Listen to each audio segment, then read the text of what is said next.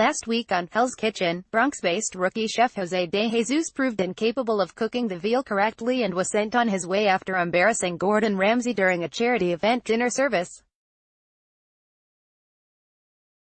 His succinct summation of the chef-testant sin, on a night when it should have been Hell's Kitchen, giving back to some amazing charities, it was the charities that ended up giving back Jose's raw veal. The number of contenders have dwindled down to a kind of heavenly 7.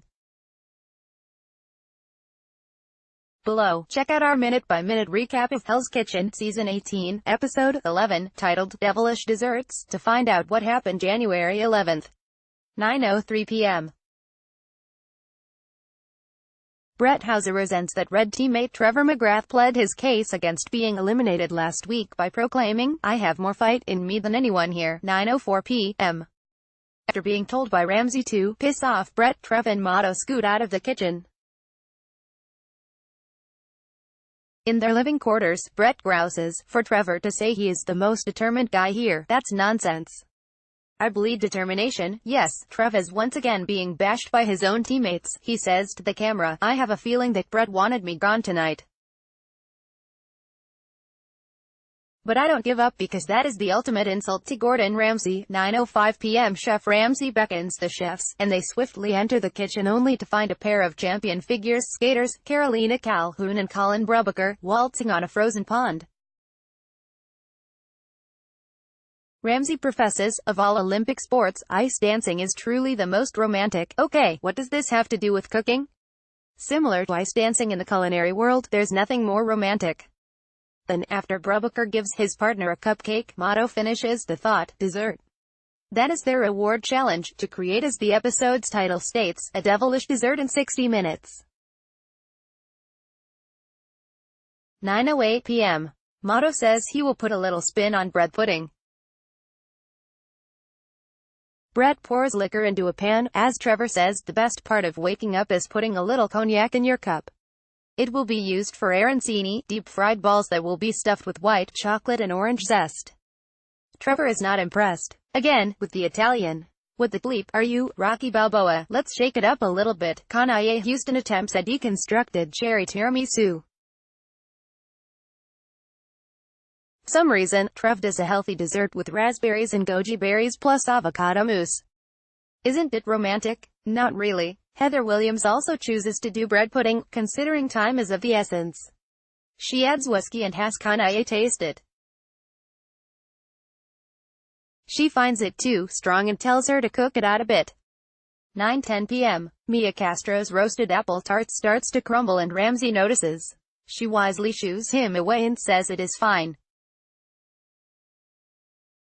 She admits, if you screw up something you bake, it's not that easy to fix. She decides to, what else, deconstruct it. Because the blue team has 4 chefs and the red only 3, one of the ladies won't be participating in the judging. Ariel Contreras-Fox tells Heather, "Based on presentation, I would say yours." The vote ends up unanimous and her boozy bread pudding is out. 9:12 p.m. Pastry chef and chocolatier Valerie Gordon is the guest judge.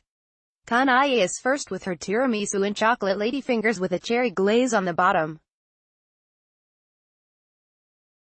Gordon says that cherry is one of the more difficult fruits to work with.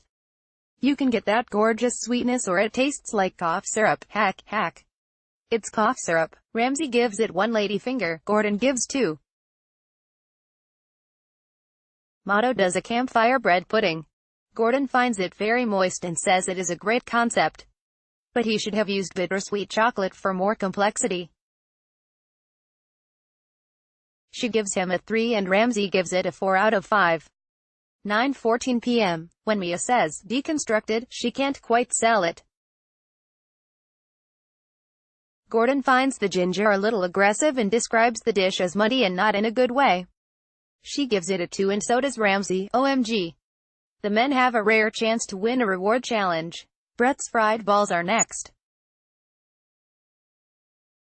Gordon takes a bite and makes a noise that doesn't sound like yum. Al dente, she says.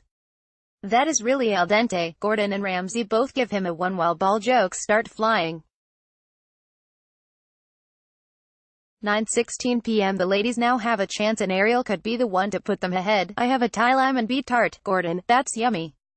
That tastes really, really good. Gordon happily delivers a 4 while Ramsay says there is too much on the plate and gives Ariel a 3. Trev plunks down his avocado kisses. Gordon, no mincer of words, says, I really dislike this dish. Well, there goes the reward, especially when she adds, it tastes like a bush. He gets a pair of ones and it is over. 9:18 p.m. Suddenly, Ramsay waves a pile of cash, $2,000 to be exact, and announces the blue team is going on a shopping spree at Sur La Table. Cut to the men looking as if they smell bad cheese. Ariel says, somehow my little seven saved the day. The men's punishment? They will be chopping and chipping ice, making handcrafted cubes from 600 pounds of the frozen stuff. 9:24 p.m. Jockey the sous chef join the ladies on their reward. They end up at a restaurant. Jockey gets jokey and asks, what's for dessert? Heather has a bit of grudge because her dish didn't get judged.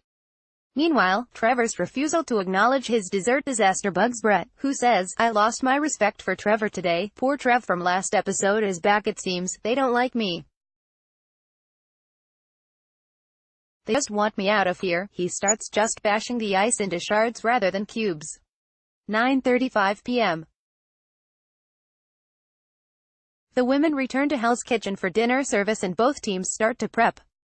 Trevor calls over sous chef Christina and asks if he can have a word with her. He vents and seems to ask for some career support. Brett grows suspicious.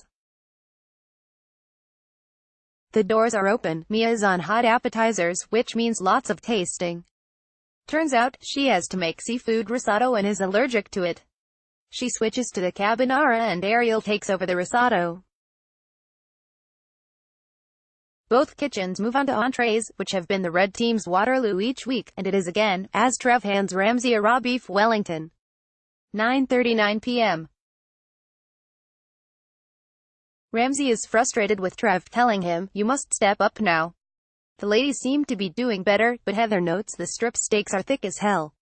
Now that is an omen. Ramsay cuts into the meat, and it is overcooked. As for the guys, Trev is in the weeds after forgetting to put crust on the lamb chops. As for the salmon, Ramsay takes the trio to task for cooking it in a dirty pan and tells them they have no team spirit.